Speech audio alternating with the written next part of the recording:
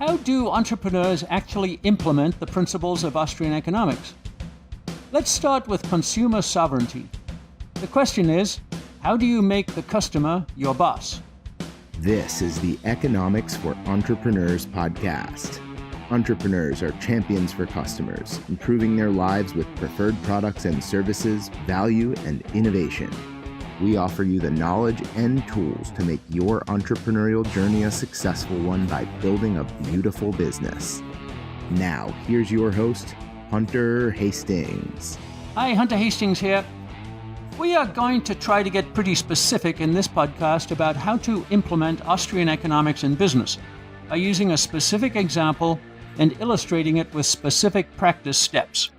We'll start at the beginning of the Austrian business paradigm with consumer sovereignty. In economics, that's a characteristic of the system. I've learned to call it a constraint. It means that what any firm in the economic system can successfully and profitably produce is constrained by the customer's decision to buy or not to buy. The customer's decision is binding, final, the ultimate authority. In the language of nation states, the customer is sovereign. The king, the queen, the czar. Today we use different language. Jeff Bezos of Amazon talks about customer obsession. Others use the term customer centricity, or customer first, or customer facing. It all derives from the Austrian economic principle of consumer sovereignty. And the customer can be tough. They'll reject your offering for their own reasons, no matter how many market research hoops you've jumped through. They'll change their minds without notice. They'll jump to a competitor's offering that they feel better meets their needs, even if you disagree. How do you please a sovereign consumer like this? A good way is to think of them as your boss. The boss's decision is always final. The boss is a human being and has personality and preferences and idiosyncratic behavioral traits. The boss has a limited amount of time, and it's hard to get his or her attention. She or he has a set of priorities which aren't the same as yours. But it's important that you know what they are. Having accepted your role in a system as someone who works for a boss, you try to get to know the boss as a person, as a decision maker, for example. Are they rational and logical, or emotional and impulsive? You might want to get to know the boss as a social person. Does she or he like sports? Which ones? That knowledge might help in a small talk situation before you pitch your idea. Do they like to travel? Where do they shop? What did they do last weekend? All of these pieces of information are useful in managing your relationship with the boss. You can transpose these considerations directly to your new boss as an entrepreneur, your customer. Get to know them in as many ways as you can, not just in a business relationship. Get to know them so that you can bond with them on an emotional dimension and not just a dollars and cents dimension. Put them in top position in your hierarchy of considerations, which is the place the boss always occupies. Think of all the ways you can do that. Can you get to know what they really want? Can you make your offering compelling to them? Our guest today is Martin Lünendonk. He's an entrepreneur's entrepreneur, turning concepts like consumer sovereignty into step-by-step action plans, models, and processes that individual entrepreneurs can easily learn and follow in a system where Martin and his team are always at your side in helping you to implement and to raise your performance, especially in generating revenue and making profit. We came across him at one of his several businesses, founderjar.com, which we'll talk about a little bit today. And he and his business partner, Anastasia, are also supporters of our Economics for Business project. Martin, welcome to Economics for Entrepreneurs. Hi, Hunter. Well, it's great to have you here. You're one of our bridge builders between what we think of as economic theory and application of those theories to business, which is your area of expertise. We're going to start today talking about one of our concepts, consumer sovereignty, which is the idea that consumers decide what is produced, and they decide by buying or not buying. And that decides which producers, which companies are successful and which aren't. And it's kind of a procedural concept. The consumer is the end user, so the end user decides what the process of production is. And we talk about putting the consumer in first position in the company organization.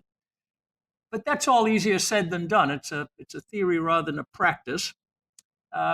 You know a lot about putting this into practice, Martin. So, um, how would you put the consumer or the customer in first position if you were running a company? Yeah, but I mean, it totally depends on the stage of your company. So, for example, if you are just starting out, you need to validate that you know exactly what is your target customer, what is the problem that you want to solve for him, how is your solution better than the alternatives, and you need to validate this from a customer point of view, and not only because you think, oh, that's a great idea. No, you need to get into the mind of the customer, really try to understand his beliefs, his emotional reactions, his customer journey. So what is he doing all the day? When is the problem occurring?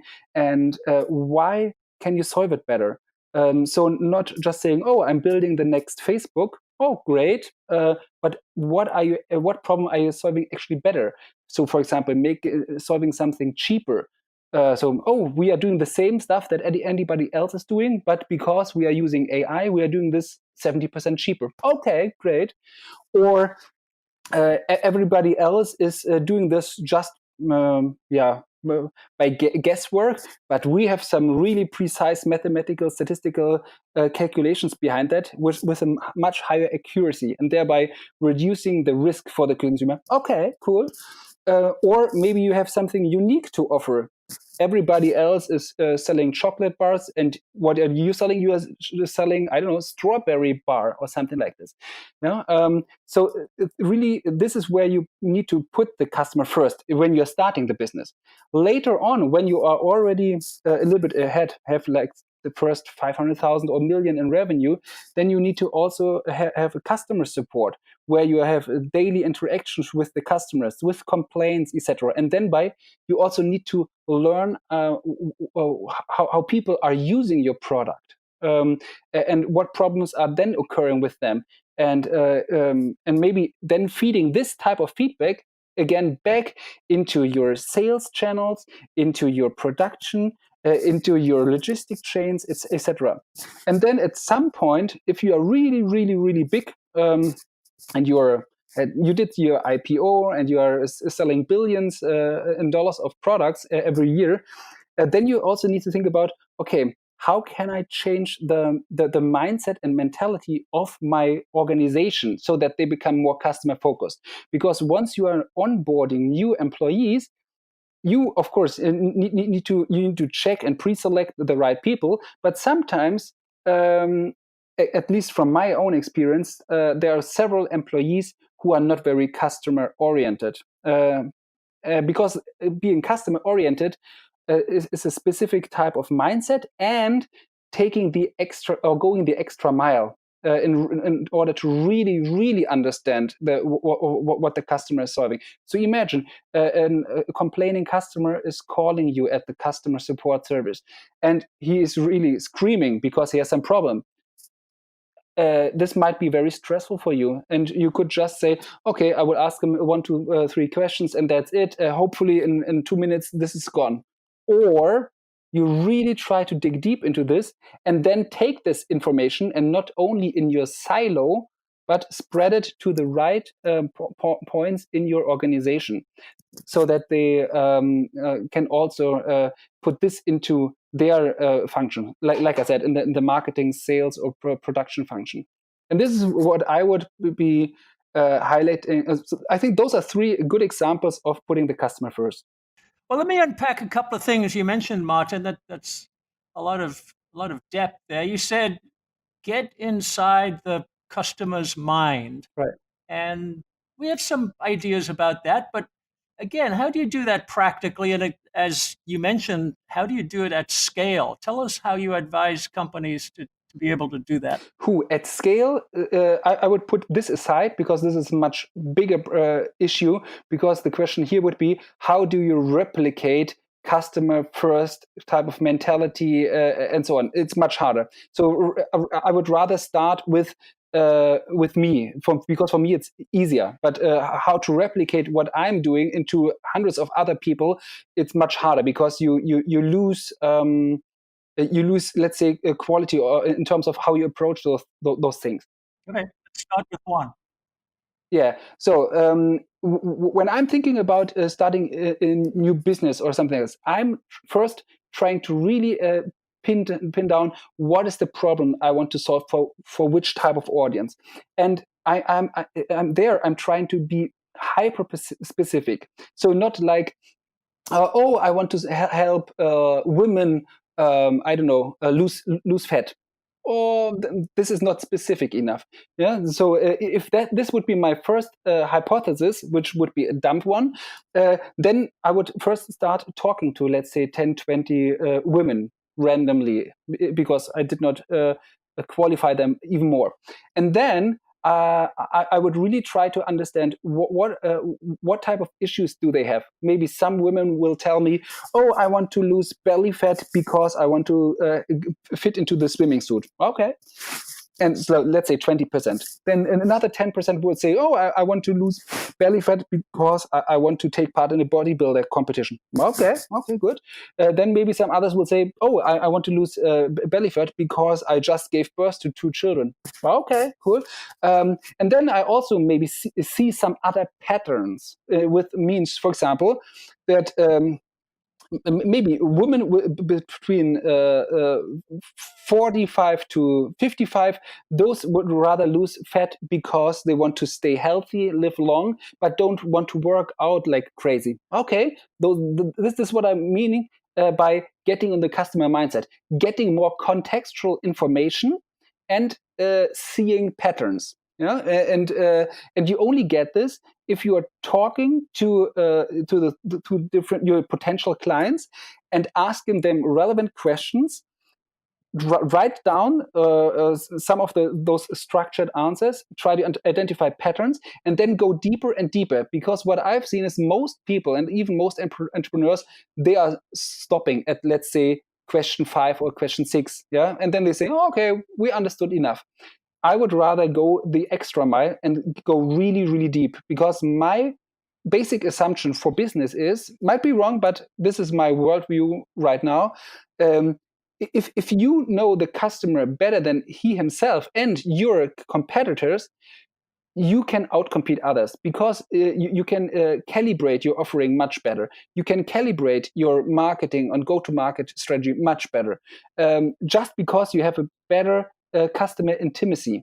And you only get this if you go really, really deep. So in the end, after, let's say, 5 or 10 iterations, talking to different women and so on and so forth with different questions, you might end up with something like, "Oh, actually, I've identified a pattern. There are women between 45 and 55 who have a household income of at least $150,000 a year. They are living mainly in the urban area. Are high. Most of them have a bachelor's and master's degree. Are typically white. Okay, and they are interested in art." And they are going to the gym 2 times a week for half an hour, doing this type of training. And this is the media that they are reading. For example, oh, most of them are on, I don't know, reading TechCrunch or whatever media, which is really relevant to them. So I also know how to reach and communicate with them, and then maybe even have some kind of snippets. Like how many of them have children, if this is relevant, so in terms of how you structure, and also trying to understand what is it that you actually want to solve. So because most of the time, customer will tell you, "Oh yeah, I want to lose belly fat." Is this really the problem that you're trying to solve? Because from my point of experience, there are several situations where customers told me, "Martin, I want to solve A," and then after some digging deeper, it's actually no. They want to solve C, but C leads to B and B leads often to A, but they are starting with A, and they don't see the deeper problem that they are actually trying to solve. Yeah. There's a technique called 5 whys that I was taught. Why is in WHY, the question. Yeah. And you ask a customer, why did you act that way? Or why do you say what you just said? And then whatever they tell you, that's, well, why?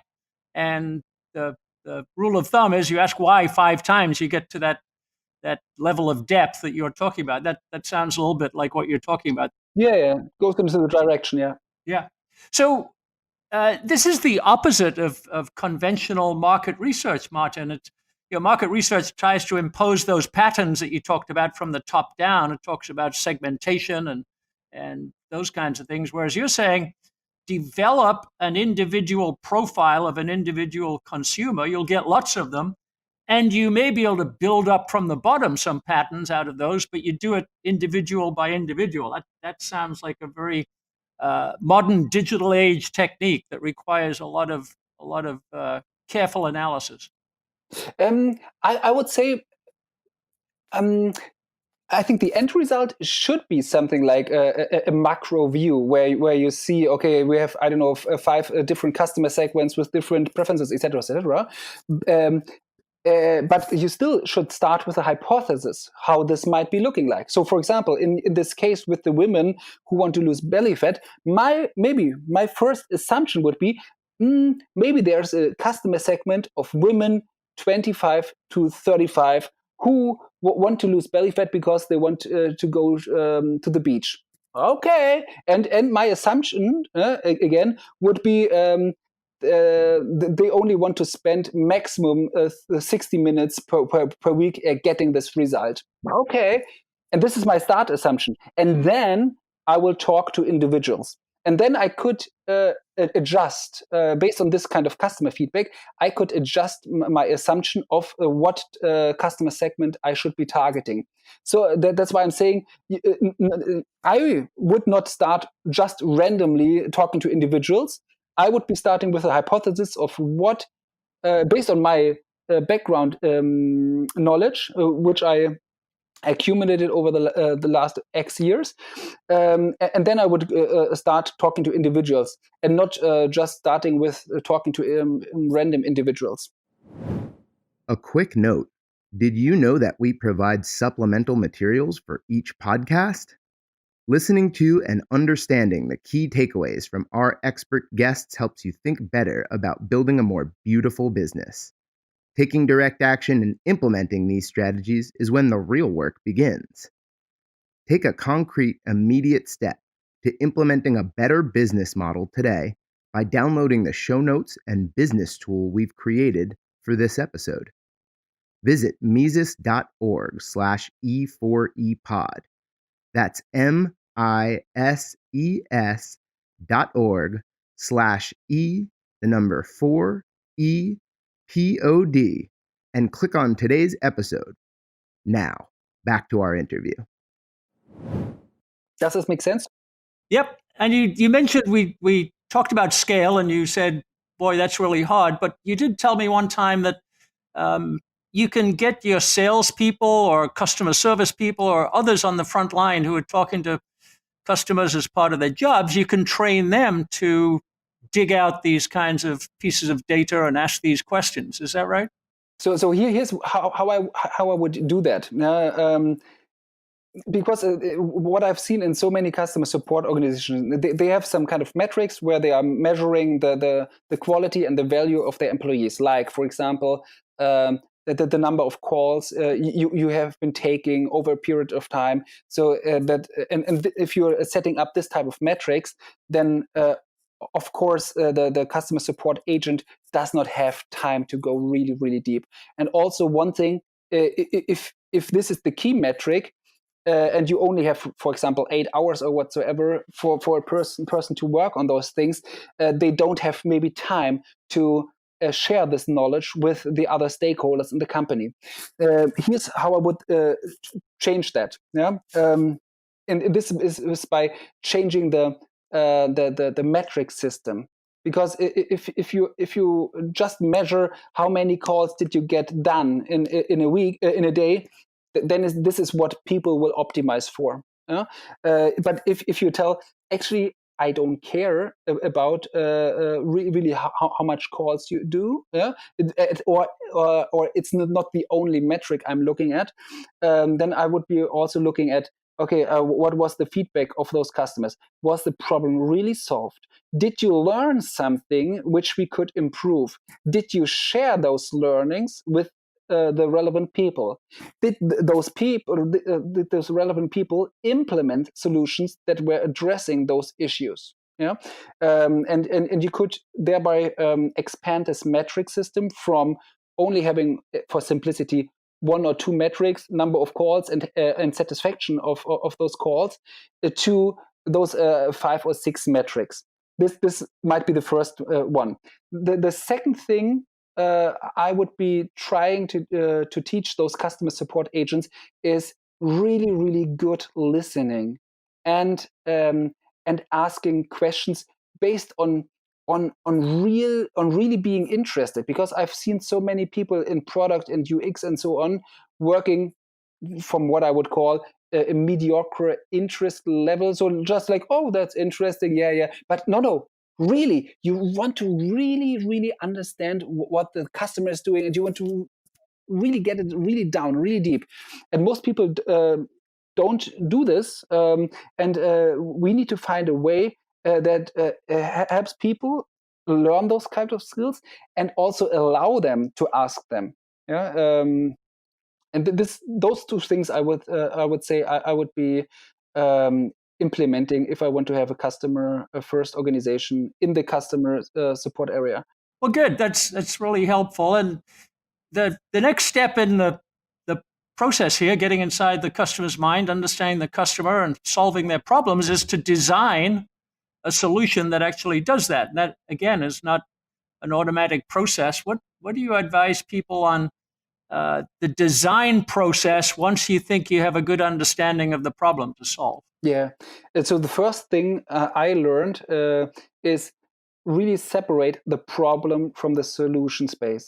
So like you said, once you really understand the problem, when it occurs, how big it is, why it's happening, and so on and so forth, then you need to really be creative.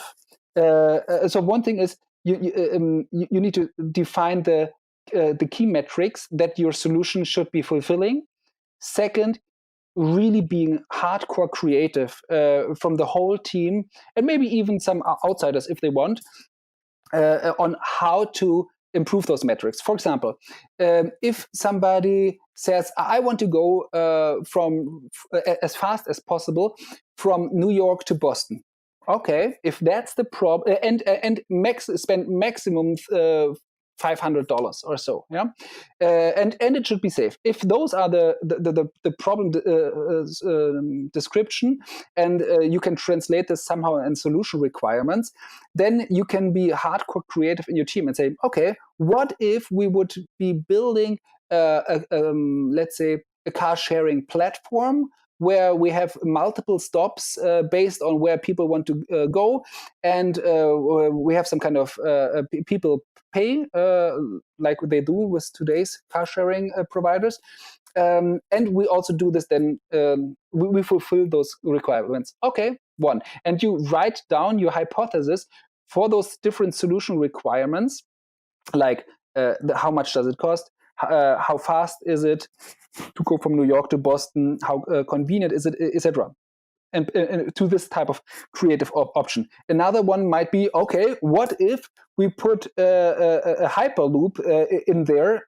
Okay, oh no, actually it's too expensive. It's like $700, for example. Okay, and then you have like a long list of different options, which you then can say, okay, let's focus on the one or two most probable winners. And then you have only a hypothesis of a solution. Don't build anything, yeah, in this kind of stage.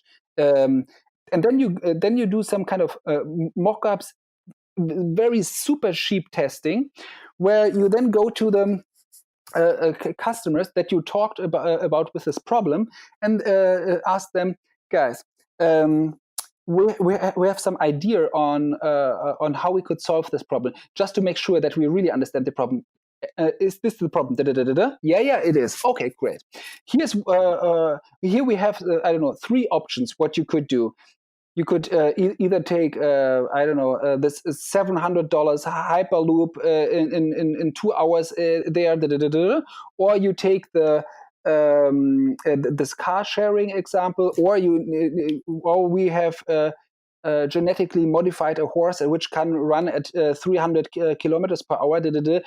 Option 3. Okay, and then you see which of those options are preferred by your customers. Yeah, and you also see the feedback and the clarification questions that they are asking or the comments that they are making, and then you need to take this type of feedback into your next iteration, because maybe at some point they say, what about convenience? Because if I'm using or riding on this genetically high-speed horse, then I would need a helmet. Okay. Actually, we did not think about this. Okay, we have more contextual information towards our how we calibrate the solution. Okay, and then you do this type of iterations 2, 3, 4 times. Until you have a good understanding of how the solution should look like, and then you can do a quantitative test. And then, because next time you go with your solution, let's assume the Hyperloop solution is the preferred one right now, and then you go with your specific product. Go again to 20, 30 people who of your target audience, and then say, okay, we have this kind of offer. You are in this type of situation. Do you want to buy this right now? I mean, no, right now. You can book it if you want to go from Boston from New York to Boston. Just give us the PayPal email. Okay. And if they say, wow, if at least 40, 50% say, yeah, here's my PayPal ID, for example, then you say, oh, we are onto something. Then you can do your business or for financial plan to see whether this financially makes sense, your business model or not. And then the next thing, again, you're still not building something. Then you can do, for example, just set up a website where you pitch again your Hyperloop solution. Wow, we have this great Hyperloop solution. It's only going from this 10 cities. You just select city from where to go and to which destination, and we will show you with a specific pitch. And here is how you can order it. And then you just have people order it by sending you money to PayPal or entering their credit card data. And then you once they do this, you just say, hey, sorry, we are still in development mode. Something got mixed up. Yeah, because you did not build the expensive backend. And if you then and then you pay some Google AdWords campaigns or something like this to drive traffic to your website, see how those people convert, how much your customer acquisition cost in this experiment is, just so you have more data for your financial model. And if then again people are more interested in what you are offering, let's say you see, oh, we only have like I don't know 30, 40 euros customer acquisition cost, and those this costs the travel costs like $700, and we are making $100 gross profit with that. Okay, cool. If we assume those customers will be returning, then the customer lifetime value is much, much bigger compared to the customer acquisition cost. Sounds like a cool business model. Okay, great. Let's invest $50,000 whatsoever in building up the backend so that it's actually working. Because right now we were just testing whether we have found something that customers value. And now we want to make sure that we are actually delivering the value. And that's why we're taking the 50K, for example, and investing in actually making this happen. Yeah, that explains why Richard Branson was able to sell space travel for $1 million or whatever his price was for the individual who bought it. That will be sometime in the future, but he knows that initially he can get a price of $1 million. It's worth that to somebody. So, Martin, you mentioned some of the criteria that a customer might have with a new solution. You mentioned cost, speed, safety, convenience, those kinds of things. Yeah. You introduced me also to another metric, which was an interesting way of thinking about the customer experience. You called it the customer effort score, which is about how hard it is for the customer to acquire the solution or experience the solution. Can you tell me a little bit more about that? The cool thing is you can ask the customer, or you can actually just look at your analytics data to also get this, because you also always need to think about how do you acquire the customer feedback. And you can either ask those customers with a survey or something like this, or this kind of a quick scoring like a net promoter score, or what you just said, or you just look at the data of 100 people signed up, and then 90% of those people left after 5 seconds. And you can also see what the people clicked, and then you can say, I think the people either don't get it, or it's too complicated, or they are missing something. I think we need to improve this type of metric in terms of the people who are activating, for example, and using your software relative to how many people registered. And this is also an indicator. So I would always try to I would be first looking at patterns by looking at analytical data to get some bigger pictures. And if I want to have a very hyper-specific question, then I would be going for asking individuals, doing surveys if it's a little bit more quantitative, or really talking to 10 or 20 or 50 individuals and getting really, really deep contextual information, which I can't if I just look at the analytics data. Well, Martin, you've obviously got a huge expertise in customer value and customer relationships and business economics in general. I mentioned your business partner, Anastasia. You have a company called Founder Jar, which I've been enjoying finding about. But please tell us, what is Founder Jar? What are you trying to do? How are you helping entrepreneurs? What is your goal? Yeah. So before Founder Jar, we started 2 other companies. And then we thought, in our today's world, it's not like you have a typically career and every 2, 3, 4 years you are looking at a different job. My assumption is over the next 5 to 10 years, more and more people will have a very, very strange CV or resume. For 2, 3, 4, 5 years, they will be employed, delivering value there. And then sometimes maybe for like 2, 3, 4 years, they will becoming self-employed, becoming a freelancer, or starting their own business. And then maybe at some point they will selling the company, or the company will go bust, and then they will be working again for some years as an employee. And then again. So more of this kind of switching between employee and entrepreneur. And what we do with Founder Jar is helping people to really validate and select the business model that makes the most sense for them, then really build their audience and grow their audience and show them how to monetize them, so that people not only go for the default option of putting advertising on their websites, but use some more, let's say, higher price tag monetization models, like affiliate marketing, online courses, service offerings, or software products.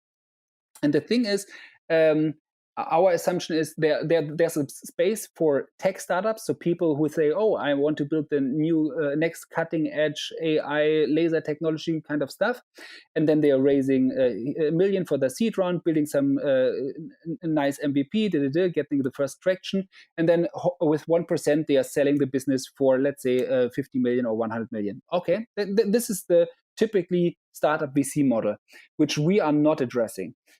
We are more addressing the larger market of the people who say, I'm fine building an online business which has 1 million or 5 or 10 million in revenue, but with a much higher probability to actually achieve it. And it's much easier to start. So I don't need to find investors and asking, begging, whatever, pitching for $100,000, $200,000, $300,000 just to get started and build my first great MVP and so on. Those business models that we describe can be easily started with $100, $200. But of course, you will need to invest maybe $10,000 or $20,000 to get really up to a point where you have great traction and earning good amount of ROI on your invested capital, because this is the most important thing that what we look at. It doesn't matter how much money you invest into your startup. The question is, do you have the resources to get it started? And second question is, what is the probability and ROI of this? The probability of your success and the ROI when you are successful.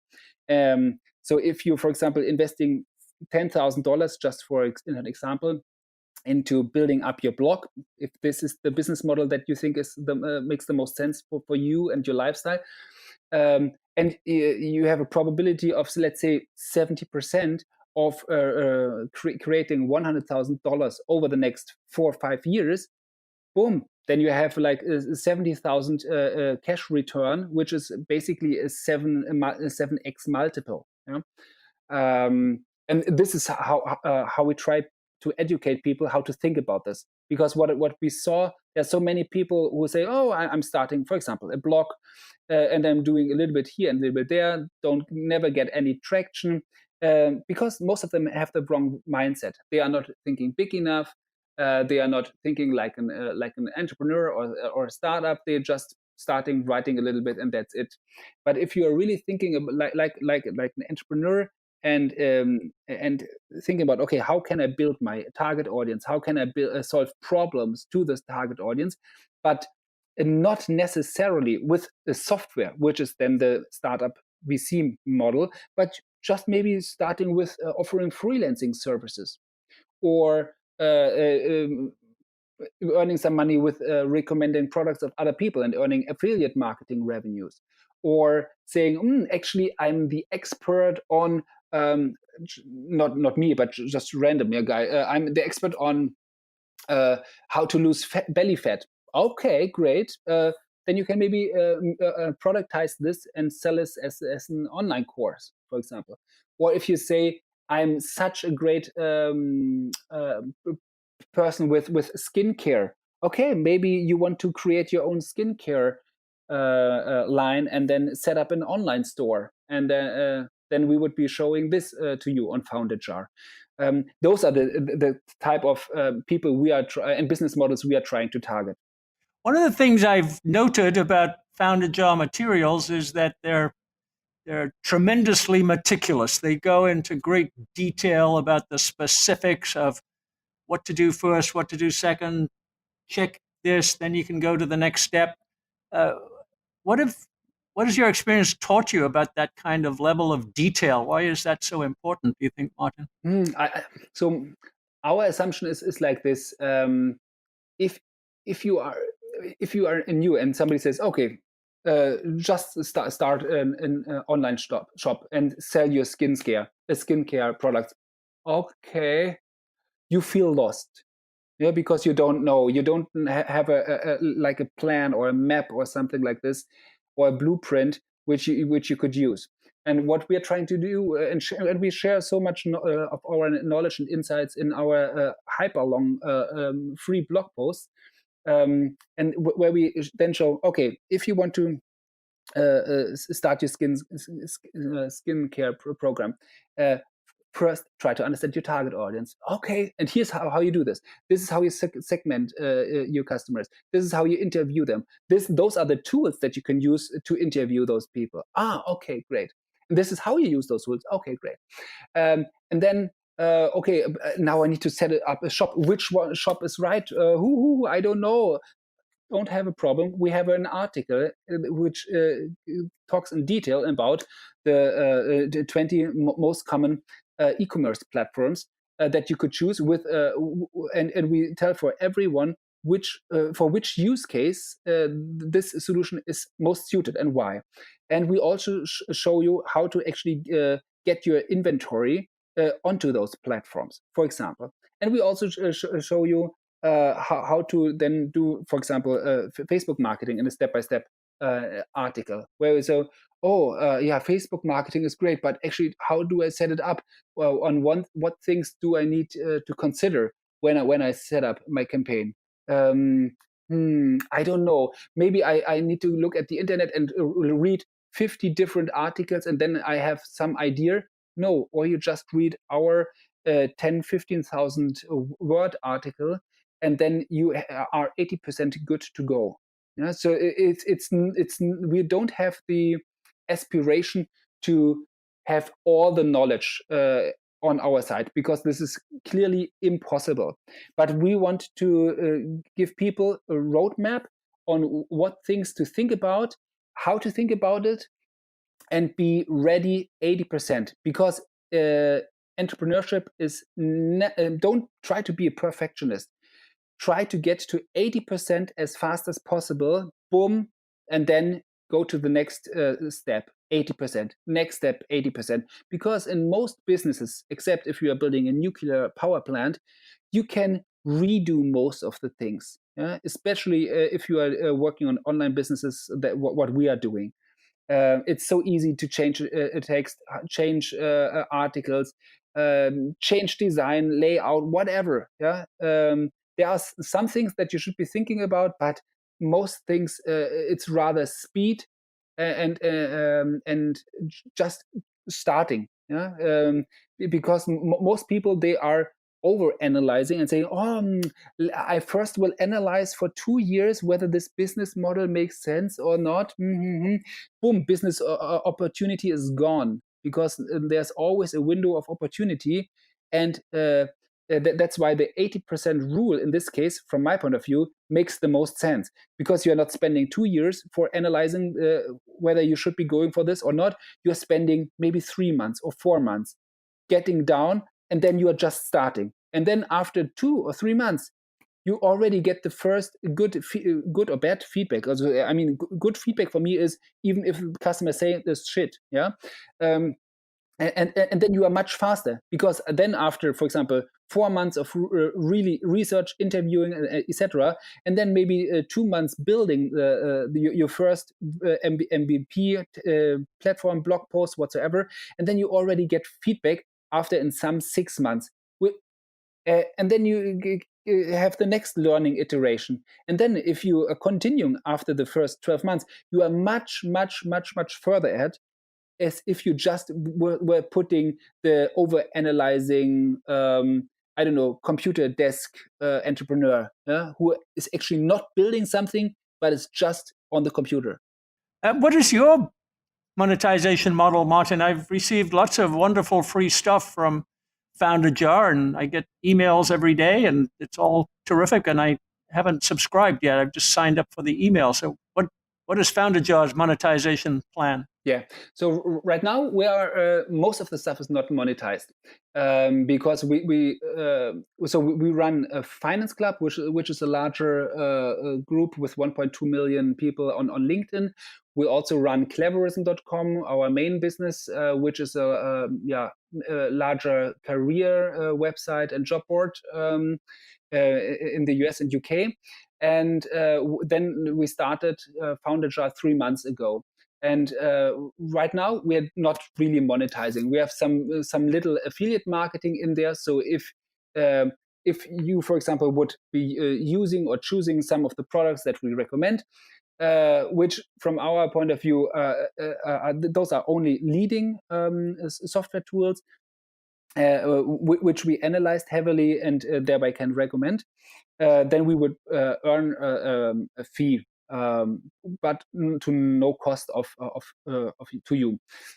And but in the future, we will be thinking about other monetization models as well, like, for example, productizing our knowledge and experience into online courses. Well, great. Well, I certainly recommend to anyone who's listening the Founder Jar site. We'll put a link to it on our podcast notes page, our key takeaways, and we'll highlight your other businesses too, Martin. So thank you very much for today. You've given us great insights and very, very practical, detailed ways to do things, which I think is your hallmark. So we appreciate it. Thank you very much. Thank you, Hunter. And guys, always try to put your customer and employees first. Always good advice. Thanks, Martin. Thanks. Economics for Entrepreneurs is a production of the Mises Institute. To explore more content like this, visit Mises.org. That's MISES.org. For more from Hunter Hastings, check out hunterhastings.com.